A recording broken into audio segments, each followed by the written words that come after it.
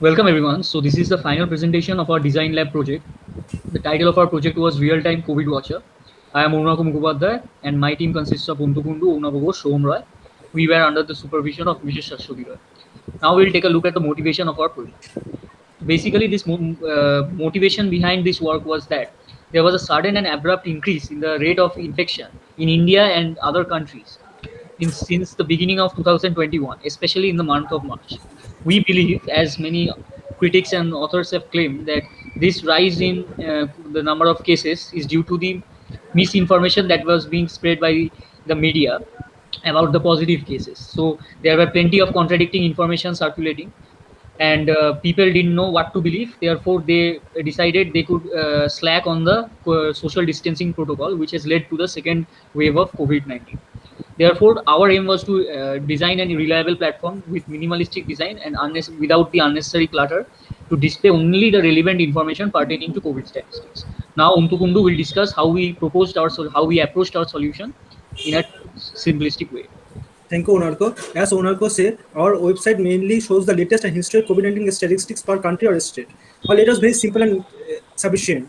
In many websites there are unnecessary clutter which doesn't focus on the actual data, but our website focus on the actual data and draw meaningful interfaces from the said information. Our solution mainly consists of three approaches. Firstly, we send a request to the API with location details. Then the API responds to all the information as an object and throws an error if there is some unexpected situation. Finally, we take the response to display the website to the user in a very neat manner and completing one request response display cycle. We use HTML, CSS, and JavaScript in the front end and Node.js or Java in the back end. Now, my friend Onabo will elaborate the implementation details. Okay, thank you, Ondu. So now I'm going to discuss about the implementation details of our project. So firstly, the header, body, and footer part has been implemented in our website with adequate CSS styling that has been applied to the website so that the design of the website looks quite elegant and simple. Then the total cases, total dates, and recovered cases of COVID-19 have also been implemented for several countries. Then the daily increase in cases has also been implemented and properly shown in our website. Also, a graph displaying the trend in each of these three quantities of total cases, dates, and recovered cases is also properly shown in our website. Then a dynamic search box has been implemented to search the countries from a list which is dynamic and changes according to the search query. So now my friend Onako Mukhopadhyay will discuss about the results of our project.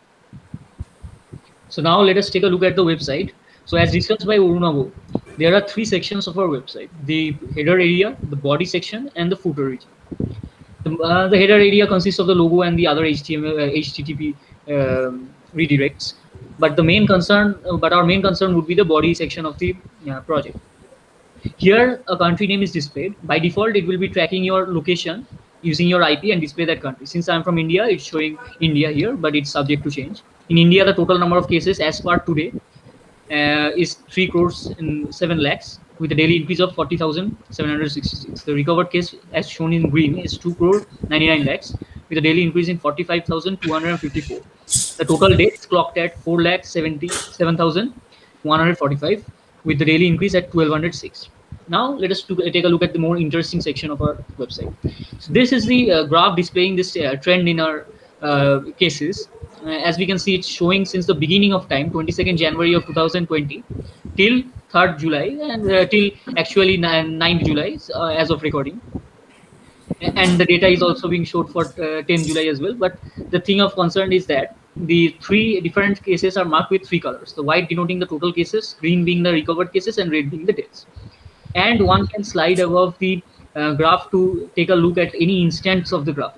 At any instance, what value of the cases was noted could be seen from here.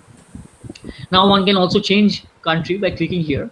This is a list of countries. One can scroll down, of course, but a better approach would be to search for some query. Let's say we search for start with A. So countries denoting starting from A are being displayed: Australia, Armenia, and so on. And if we take a different country, suppose say UK, we can see the trend of the data to be very increasing fold, right? Then we can take other countries like Germany, and one can use any countries as such to find their corresponding data. Now, so this was all about the implementation of our project and the results. Now, Shom Roy will discuss about the conclusion and acknowledgement of our project. So I will conclude our project. So basically, as you have seen that the website is a basically COVID statistics tracking website, and its function in this domain. So, its objective is very simple. It is basically provide some COVID related data and statistics in our website, and the a feature you have seen that Onarco has been discussed that a new feature is being implemented that will enable the users to view data within a certain time frame as per the user's choice. So next slide, please.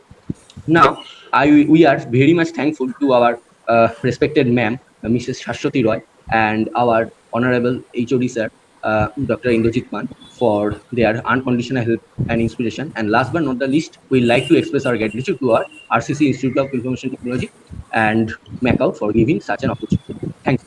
Thank you all. Thank you so much.